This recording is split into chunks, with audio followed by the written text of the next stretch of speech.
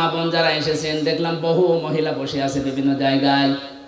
মা বোনদের রুকু হচ্ছে শুধুমাত্র মাজা ঝুঁকিয়ে না, এটাই শেষ না। আপনি 4টা কাজ করবেন দুনিয়াতে, নামাজ পড়া, রোজা রাখা, আর কালো বোরকা পরলেই মনে করছেন আমি জান্নাত পেয়ে গেছি, জীবনও না।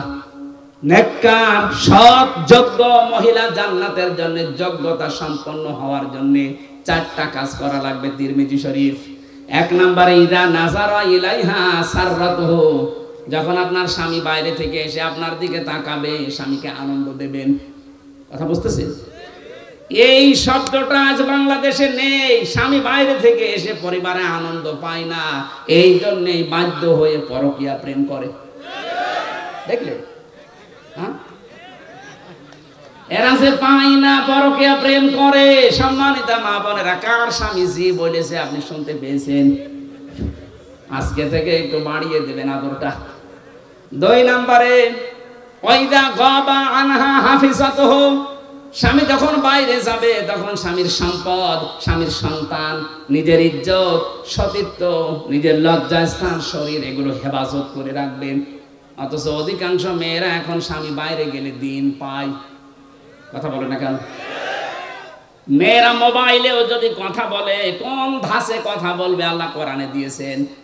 সূরা আহজাবের 32 নম্বর আয়াতে আছে, ইয়া নিসান নাবিয়্যি লাস্তুন্না কা আহাদিম মিনান নিসাই ইনিত্তাকাইতুন্না ফালা তাখদা'না বিল কওলি ফায়াতমা'আল্লাযী ফী কলবিহি মারাদুন ওয়া কুলনা কাওলাম মা'রুফা। এটা তাফসীরে খাজেনে আছে। আমি যা বলছি অধিকাংশ ফি জিলালিল কোরআন থেকে, আর এইটা আছে তাফসীরে খাজেনে। আল্লাহ ডাক দিয়েছেন, হে নবীর স্ত্রীরা, পর্দার আড়াল থেকে। তখন নাই পর্দার আড়াল থেকে, কিন্তু এখন অর্থ হবে মোবাইলে, ফ্যাক্সে, ফোনে। যদি আপনি ফোনে কারোর সাথে কথা বলেন, কথা বলবেন সত্য কথা, মিথ্যা বলবেন না, কিন্তু ভাষা হবে রুক্ষ সূক্ষ্ম, গরম দিয়ে এমন ভাবে কথা বলবেন, ওই পারে যে আছে ওর মনের ভেতরে যদি গুড়ও থাকে ওই এমনি তো অবাক করে নেবে। কথা বলে না কেন? হ্যাঁ, শুধু 14 জন পুরুষ বাদ দিয়ে, 14 জন পুরুষ যাদের সাথে আপনার বিবাহ করা হারাম, আপনার আপন ভাই, আপনার বাবা, আপনার বোনের ছেলে, আপনার ভাইয়ের ছেলে। আমি কথা বোঝাতে পেরেছি কিনা বলেন? এই 14 জন আছে সূরা নিসার 21-22 নম্বর আয়াতের তাফসীরে পাবেন। এই 14 জন পুরুষ মানুষ বাদ দিয়ে যদি কাবার ইমাম আব্দুর রহমান সুদাইসিও কল দেয়, আপনি কথা বলবেন সঠিক কথা, কিন্তু ভাষা এমন করবেন। কথা বুঝতেছেন? বলেন তো, স্বামী বাইরে গেলে এরকম করে মেয়েরা, আরো দিন পেয়েছে, এমন কায়দায় কথা বলে, ওই পাশে যে আছে ও মনে করে কাজ হচ্ছে। 2 দিন 5 দিন 1 মাস 2 মাস পরে দেখা যাচ্ছে 2-3 সন্তানের মাকে নিয়ে উনি আল্লাহর রাস্তায় পালিয়ে গেছে।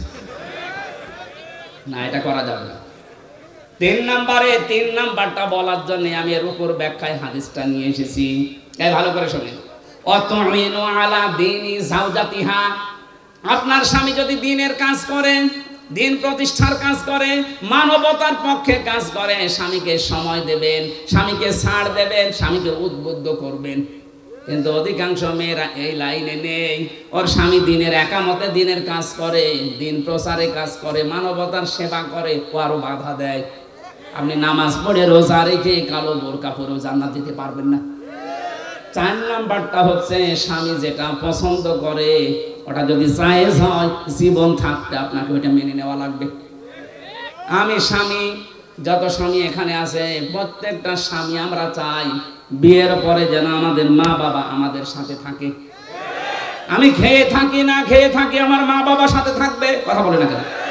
কিন্তু 100টার 98টা মহিলা এটা চায় না।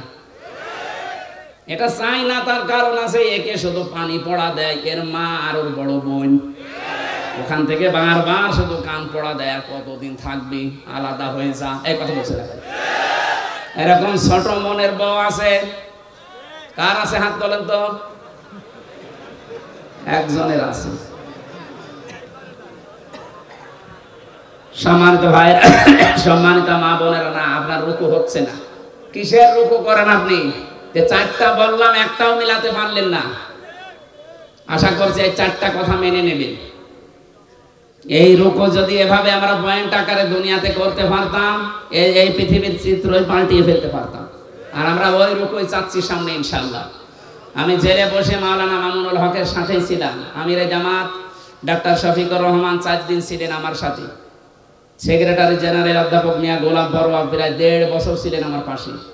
এই সমস্ত মানুষ থেকে বিশেষ করে জীবন্ত শহীদ এটিএম আজহারুল ইসলাম, এই মানুষটাকে আমি 3টা বছর, উনি ছিলেন ফাঁসির কন্ডেম ছিলেন।